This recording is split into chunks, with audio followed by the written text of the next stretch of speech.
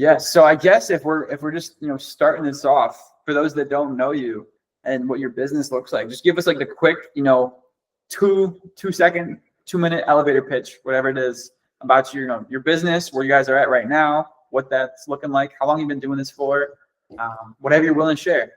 Yeah, bro. So I mean, just to introduce myself, my name is Nicholas. I've been in the land business. Honestly, I've been on and off since like 21, end of 21, beginning of 22. I really didn't start doing it full time until like a year and a half, going on 2 years by the end of this year. Until whenever I brought my partner on, Renie, that you met at the event. Mm-hmm. That's when we really started to actually like buckle down and start taking everything serious. But I mean, before that, I would just, I started off with mailers, sent mailers, got my first deal. Literally made 27,000 off that my first deal. I was literally, I would handwrite letters. Like I would print them and then handwrite like the envelope and put stamps. So I'll do 50 a day and send out 250 a week, and got my first deal. And that's kind of like how it started. Wow. And then like I would be on and off. Like I would send mailers. I wouldn't consistently do it, so it wasn't very structured or organized, and things like that. But for the past 2 years, man, we've just been growing, expanding rapidly, and just doing it from there. That's awesome. That first deal must have felt so good. $27,000. Yeah, no, it was crazy. It was I remember like it was yesterday. So it was in Texas. So I'm located here in Texas. So I started off in my backyard. It was 10 acres in Hill County. This lady, she was a truck driver, and she just wanted to have money for her kids. She got my letter. She was like, all right, yeah, I know I'm selling it for way less than what it's worth, but I'm just gonna sell it to you and get it done with it. And so we bought it. I think we bought it for 27, sold it for 90. And so I brought my uncle on. So he's the one that funded the deal. Okay. And we split it 50-50, which came out to 27 each. So basically he made 100% on his return. I made 27,000. And that's crazy. Was he an investor, or how did you convince him to fund it for you? Yeah. So he's into entrepreneurship himself. So he did a little bit of rentals, fix and flips, wholesale with electronics. So that's kind of like how he got us started. So I know he had the funds, and yeah, I just pitched the deal to him, and I mean, he trusted me, and we ran with that, and it paid off. And we're actually, we consistently do deals together today till this day too. That's really cool. Yes, sir.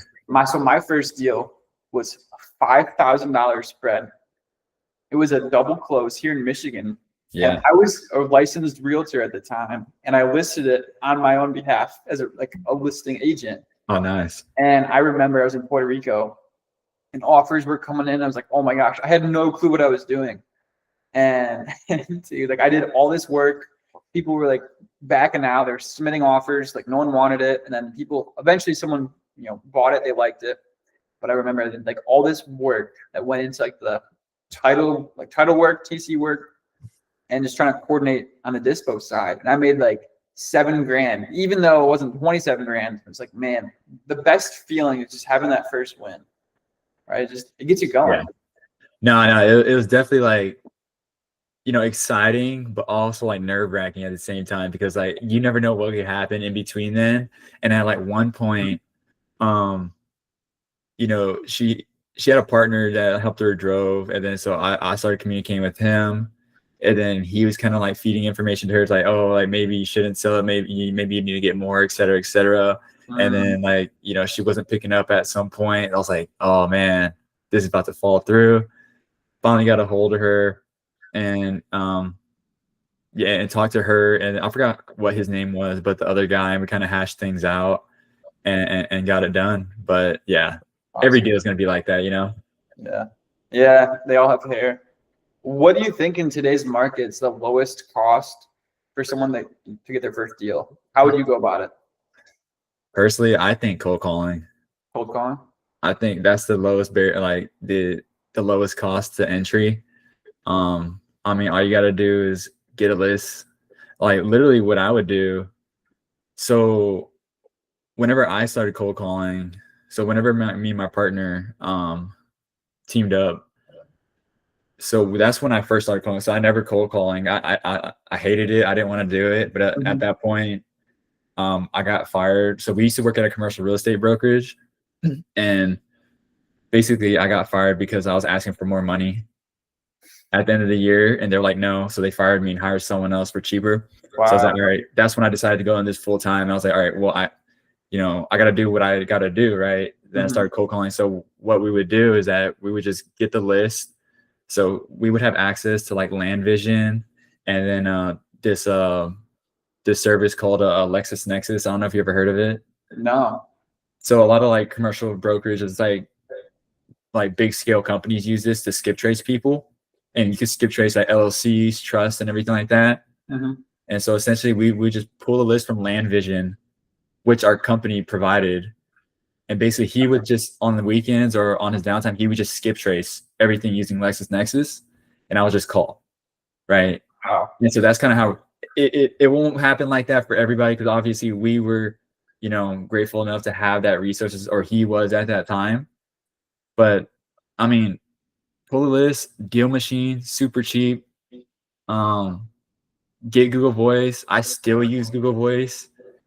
And just start calling. I mean, that's a part of the business, you got to do what you don't want to do. Okay. So you're using Google Voice as like your dialer, your phone number? I used to. So I would just literally I would use Google Voice. My number would get suspended because I was calling too much. I was doing too much. I would have to get another one. And yeah, we were doing things the cheapest way possible. Yeah. Just to maximize on the return. Now we have a dialer. I don't cold call anymore, but we do have a dialer. But you guys is cold calling still your business? Yeah. So SMS is a majority of our business, but we have someone cold calling too. Okay. Yeah. What dialer do you use? Ready mode. Okay. I've heard a lot of things about that one. Do you like it? So we literally we use a smaller like AI company. It was called Bright Call AI at first because it was cheaper. Had a lot of issues with it, so we just moved to Ready Mode maybe a month ago. But overall, I mean, it's good. There's a lot of like features that you can set up, but so far so good. Nice. That's awesome. What mistakes do you see beginners that are making over and over again? I don't know how many beginners you see in our industry. What do you think there's the mistakes they make?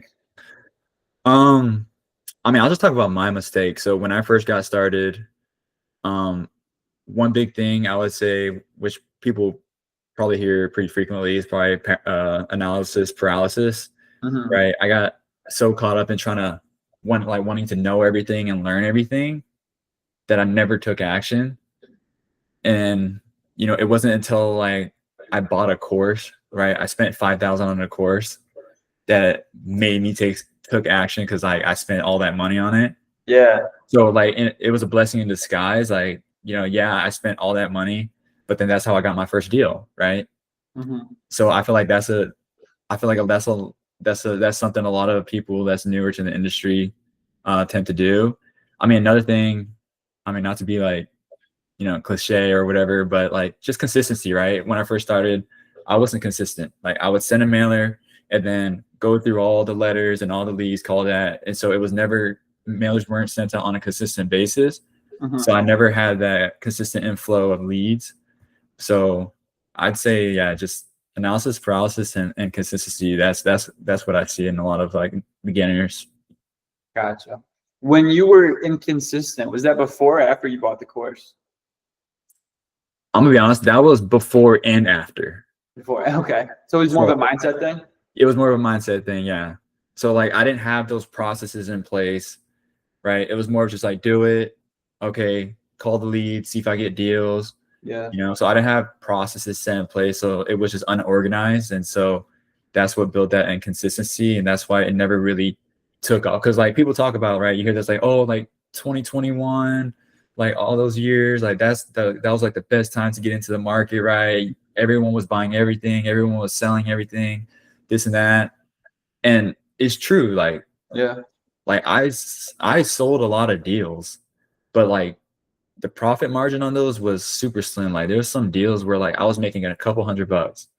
Really? Like, yeah, there was deals where I was making like 2,500, 3,000. Mm-hmm. And then like, but those accumulated because I was closing like 30 to 40 of those deals, right? So all of those stacked up. Yeah. When I could have targeted like those bigger, those bigger deals and things like that. But yeah. Interesting. What do you think changed from when you were inconsistent to becoming consistent? I'm to be honest, it's when I brought my partner Renie on, to be honest. So I knew that guy when we are like since like 5th grade. And so that's like been my like one of my close friends for a while, and I just know who he was. Like he was always a numbers guy. Yeah. And so like he was a perfect fit because a lot of that background stuff is not what like underwriting, Excel, scrubbing, all that stuff is what I lacked in. Is probably why it built that inconsistency whenever it was just me. And I know he would have been a good fit. So, I talked to him about it. Like he really wasn't convinced. But I mean, once he saw the proof of concept and I brought him on and we kind of like built the business, built the partnership and kind of laid out, okay, this is your role, this is my role. Then that's kind of when everything came together. Yeah. That's awesome. Sounds like you guys have a good partnership.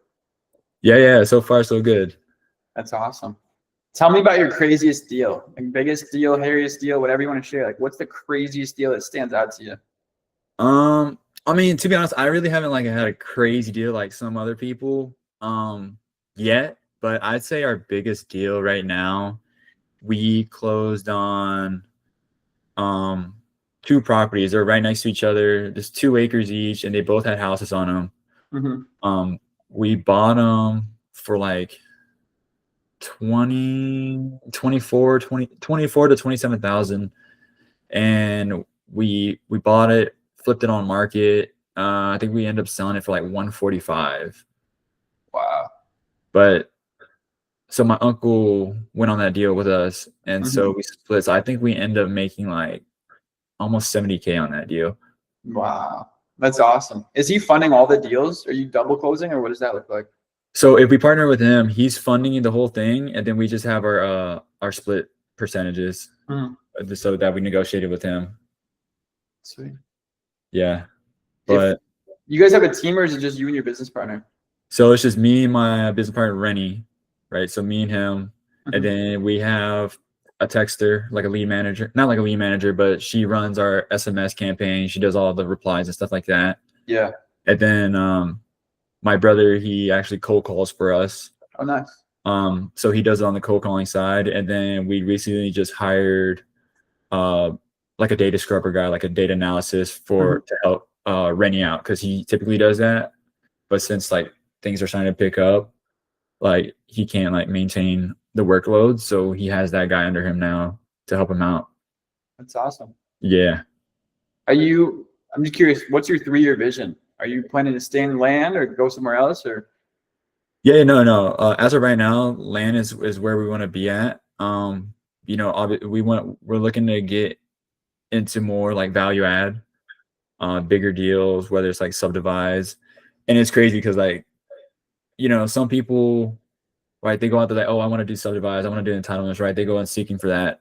I mean, honestly, it's just been falling in our laps, right? We just locked up a 65 acre that we're planning to subdivide into like 10 lots, like 10 acre lots, or like 6 10 acre lots or something along those lines. And that's awesome. Yeah, so we literally just locked up a deal yesterday. It's 35 acres and it has like road frontage on 3 sides, and so we're planning on doing a subdivide with that. And so I mean, they've just been falling in our laps. Like we have another guy, like he wants to sell us it's like a 25 acre parcel, and then he already had plans to break it into like 25 1-acre lots. Like he already had the engineers draw it up. And I mean, that's out of our expertise, so we're potentially trying to like get a partner to see if the numbers make sense and partner up with somebody on that. So that's awesome. Sounds like some big things in the works. Is that 65 acres? Is that in Texas, or where's that? That's in Alabama. Okay. Yeah. I haven't done a subdivide in Alabama yet. Yeah. So that one we're actually working with Clay on.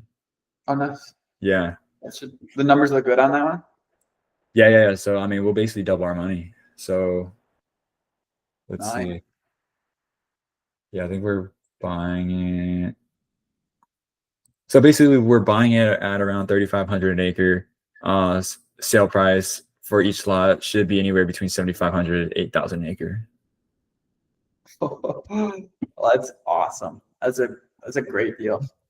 Do you know if is it plat exempt when you go 10 acres or whatever? Yeah. 20? Okay. Yep. That'll be easy then. Very simple. Yeah. We're just waiting for the perk test. Yeah. Fingers crossed. Yeah, because he's waiting for it to rain so he can go out there. So it's just better to perk test it when it rains. But yeah, I mean, like that's what we're doing right now. Obviously we were in commercial real estate, so the plan is to potentially like, start building our own portfolio, whether it's, getting a quadplex or something like that, right? We want to start cash flowing and build our own portfolio whenever that time comes, but that's kind of like in a 3 to 5 year plan. Gotcha. Yeah. You're gonna take the profits from here and put them into commercial real estate. Yeah. That's just awesome. just starting to get in investment properties. That's awesome. Are you currently hiring for any roles right now, or what do you think the next 6 months looks like as far as the team? As of right now, we don't have any plans on hiring. Like I said, we just hired that one guy, the data analysis guy. Yeah. But as of right now, honestly, we've been blessed. Like the people we hired, like our texter, like she came from launch control. So whenever we hired her, like she was already familiar with the process, and she was a lead manager, and so like she does well managing the workload. So she does well. So we don't really need to hire anyone else on that part. If we do, we'll probably hire another texter, and then whenever we do, start sending out more texts. Yeah. But what are you guys at right now? We're at 75,000 a month. Nice. And honestly, we're not even meeting that threshold. Like we're missing out on a lot of opportunity. Like we're not even sending like the max per month, which is something we need to work on. Yeah. Is that just because you guys are capped with the team, or why is that? So it was initially like a data problem because with Renie, he was the one pulling the list, scrubbing the data and doing all that. And so he couldn't really keep up with the numbers to meet that threshold. And that was a big problem that we were trying to get resolved. And so now that we hired this one guy, now he's doing all that. And so we're able to, since he's doing that full time, we're going to be able to meet that threshold once he's like has everything, Nice. So you guys aren't using Land Insights, it sounds like, right? Nah, we use Land Portal right now. Gotcha. Yeah, so we use Land Portal for data. We use SmarterContacts for messaging, and then we honestly use Deal Machine to skid trace. Oh, really? Yeah, which a lot of people, because like a lot of people don't use it obviously because the data accuracy, and like there's a lot you got to scrub the list in order to like make it worth it, and that's why it took Renie so long. Yeah, it's because he was actually going in there and actually filling out the missing information, filling out the numbers, finding the LOCs. And so like when we compare our data to like someone else's, like I've heard some people like who just pull the list and just send it, like it's getting around like just say like around 60% delivery rate, or something like that, while ours are always in the 80s. So like we put in that extra work. Say that? Have you tried direct skip? I've not, no. Okay, so we just switched from launch control to SmarterContact. So the leads weren't coming in on launch control. Our response rate was like 5%, 6%, 7%, and now our response rate's way higher than that. It's insane. And what's your response rate right now? We're at 56 new leads this week. So we're on our response rate, we're averaging like 18%. Yeah, we're I don't know if we're that high. Okay, so this week I have it for the week. So yesterday we had 14.5% response rate. The day before 17.3, the day before 19.6, Yeah. Monday was 16.6. And so like we've pushed, I'm not throwing numbers out here. And we pushed 54 leads from Monday to Thursday, which before on launch control, let me see. Wait, so but you're sending 75,000 a month too, right? We're sending 100,000 on SmarterContact. So before we were at 100,000 on launch control, and we were pushing about 30. Let's see. Yeah, we were pushing anywhere from 20 to 40 leads, and it varied so much because our response rate was always so low. But in SmarterContact, our deliverability rate is like 96%. Oh, for real? Yeah. And who are you guys using? So all the data we've used for SmarterContact so far is from direct skip. Are you guys getting an 97% delivery rate? Yeah, I'll check. I'll look at our lifetime. Yeah, that's good. That's really good. But we use Land Insights for our data, our skip tracing. It's super simple for us because like everything's like plug and play. Yeah. I haven't tried Land Portal, so I can't vouch for that. Honestly, I'm pretty sure they're all the same. Like, It's probably pretty similar. we actually tested out Land Portal's data, and honestly, it actually came in our experience, right? I'm not speaking for anyone else, but we were testing out because someone recommended that because they said it was a better data, so we didn't have to scrub as much. Mm-hmm. But it was actually the opposite. So we had to do a lot more work on the back end to scrub and filter all the data. And yeah, so we're like, all right, let's just go back to Deal Machine. But I mean, it's working for us. I mean, yeah. So I mean, let's see. Yeah, so our delivery rate is about like, yeah, we average around like 80 to 85, and our response rate we average around 18%. But damn, bro, I mean, like, so you're averaging how many leads on a weekly basis? So if I look at the last 30 days, we've sent out 81,000 texts on SmarterContact, 96.09 delivery rate. Our reply rate says it's 10.78. So it's obviously like way lower than the numbers I just mentioned. So I'll have to look in and see why it's not higher. But still, it's double what we were having before. And then from there, we pushed 176 leads. Yeah. Okay. No, that's good. Yeah, no, because let's just say September last month, we had a total of 112 leads. 112, and that's with 75,000. Yeah, so I mean, that's not too far off. Yeah, Okay. it must be the delivery rate. That's because our delivery rate's so high. Yeah. From the direct skipper, I don't know why this. So are you using Land Insights to skip trace, or are you using direct skip to skip? Yeah, trace? so these records we pulled like a year ago. So everything we pulled in the last 10, 11 months is all from Land Insights. But before that, everything was direct skip. And so we just pulled data from there first. So we hit all of our main states, and then once those run out, we'll take everything from Land Insights and we'll compare and see what's going on. Got it. So do you like direct skip better? Or you like Land Insights better for skip tracing? What do you think? Direct skip, but it's like 5 to 6 cents a record versus Land Insights is 2. So yeah, because we're paying. I don't even know how much we're paying. We're paying like stupid cheap, honestly. I talked to this kid, and no disrespect to him, he's doing like 30 or 40 grand a month, and he spends 15 cents a record for skip tracing.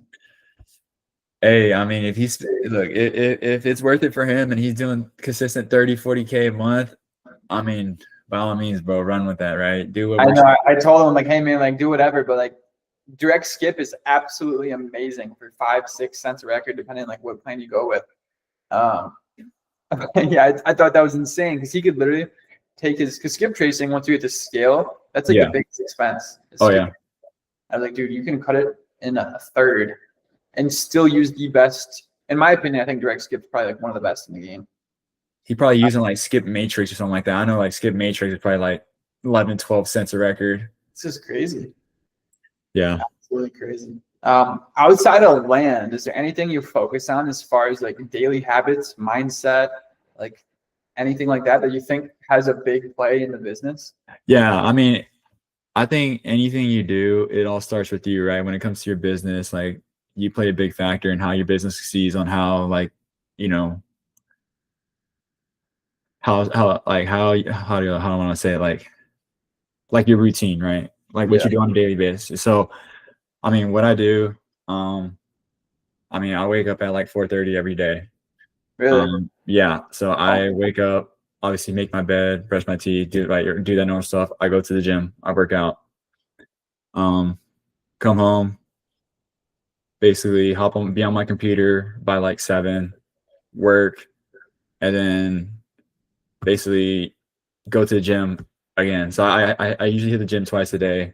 No way. Yeah, so I usually go mornings, more of like just like kind of cardio, just like calisthenics, and then strength training is more of like in the afternoon.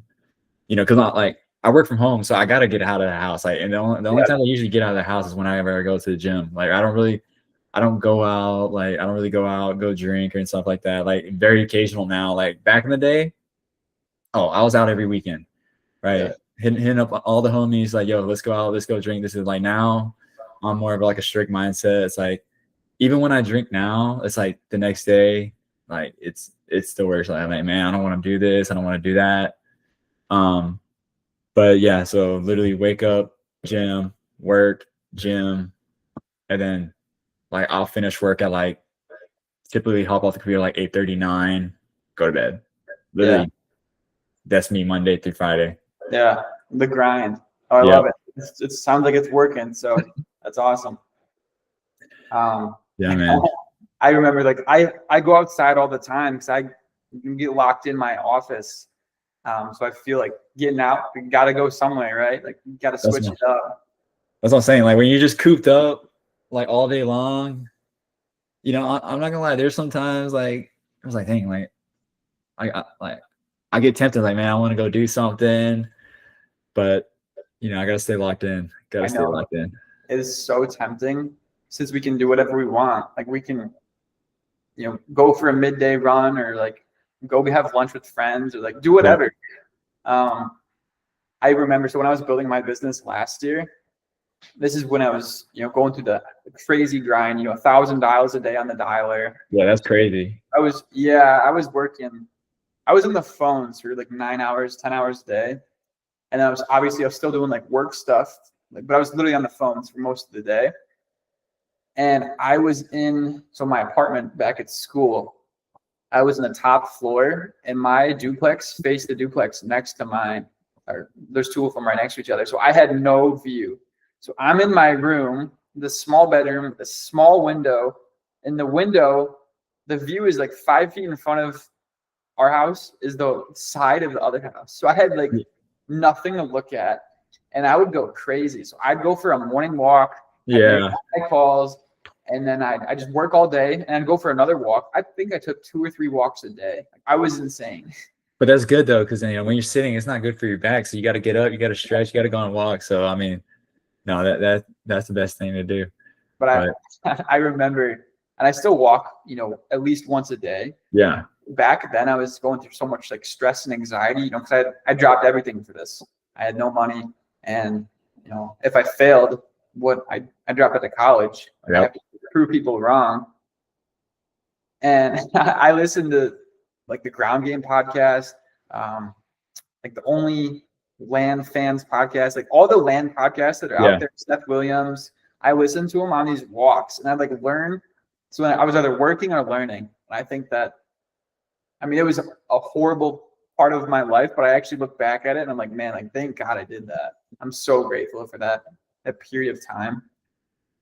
But no, that's exactly what I was doing. Like when I first started, I was like watching literally every single YouTube video, any podcast. Like when I first started, there wasn't really a lot of like podcasts like the Ground Game or the Only Land Fan, stuff like that out. Literally how I even got introduced to land, it was you know Brent Daniels. the TTP guy that does wholesale houses. Yeah. So I was listening to one of his podcasts, and then randomly, this guy named Brent Bowers did a segment where, like, I think he was helping, like, his sister or cousin or somebody get their first land deal. And then, like, I was interested, so I followed that whole series. I was like, dang, everyone's talking about houses, and why don't I try land? No one's really talking about land. So that's when I dove into that. And then I think, what are they called? The Land Academy, right? Yeah. The people. Yeah, and I started listening to them, and then I bought Brent Bowers is a course I bought, and that's when I went through that whole motion and went there. But yeah, but even now, like I watch the ground game, like every podcast they drop, I watch that. Obviously Ajay, and all that stuff. Still gotta. I think Ajay is how I found about land. I remember I was at the rec center back at school. I was at the gym and I didn't want to listen to music that day for whatever reason. So I put on a podcast, and it happened to be one of Seth Williams' podcasts. It was like Ajay about land. And I got hooked after that. And I just dove like head first. And that was my sophomore year of college. And then I bought the Leah course. And then I got my first deal like 3 months later. And then I dropped out of school, went all the way into land. Yeah.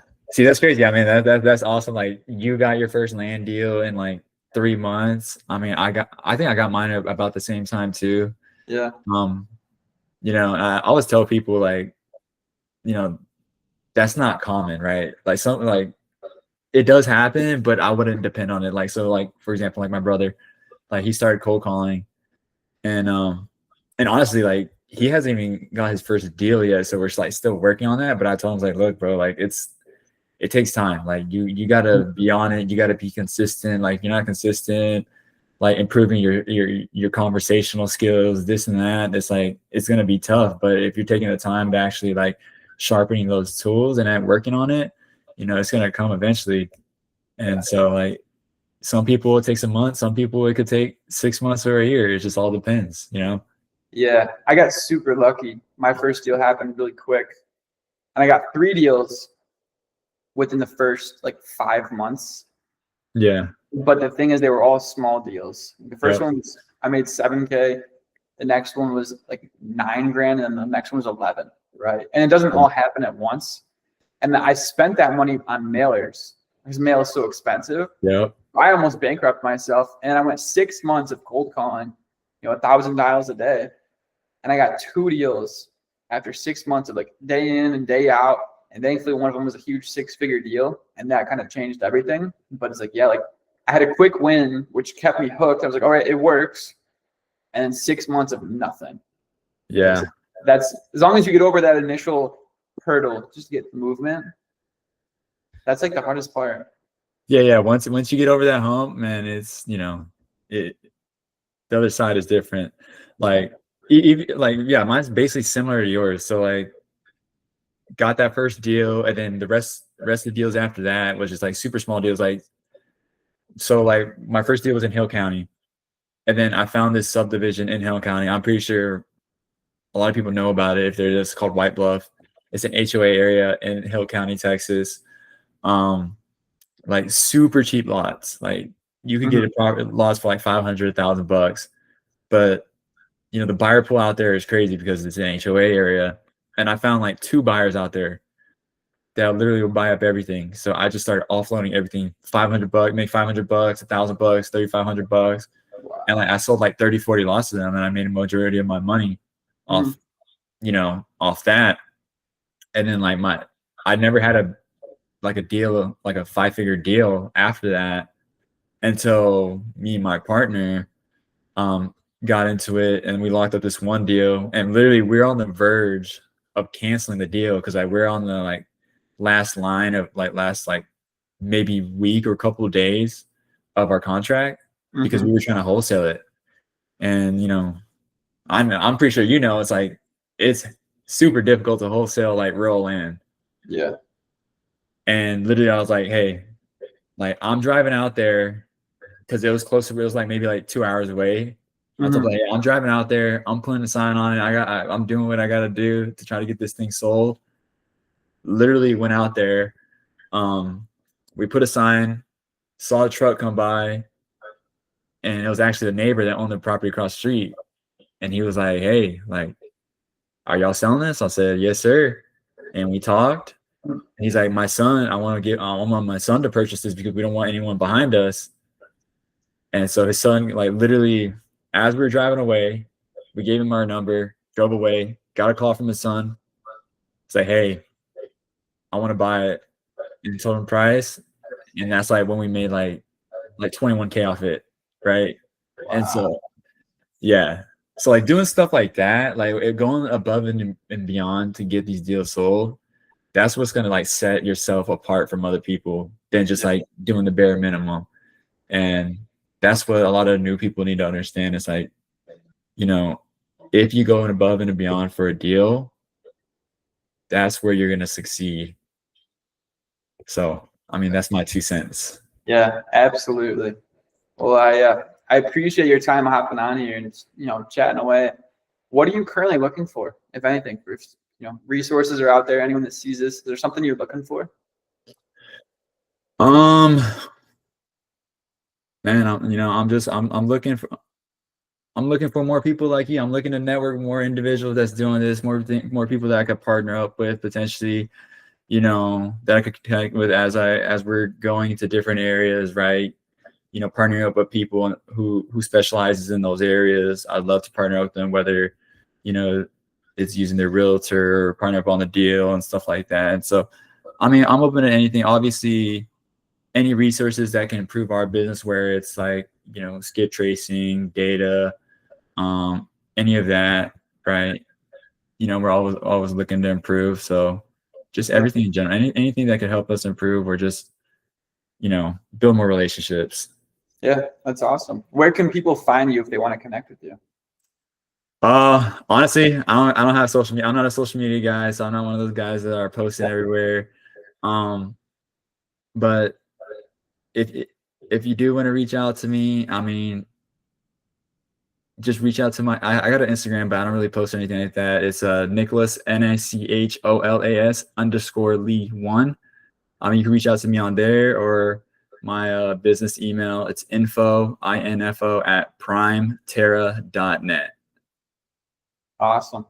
Cool. Well, I appreciate your time. And yeah, I wish you best of luck Q4. Yes, sir. Appreciate it, Nick. We'll talk soon. Yeah, have a good one. You too.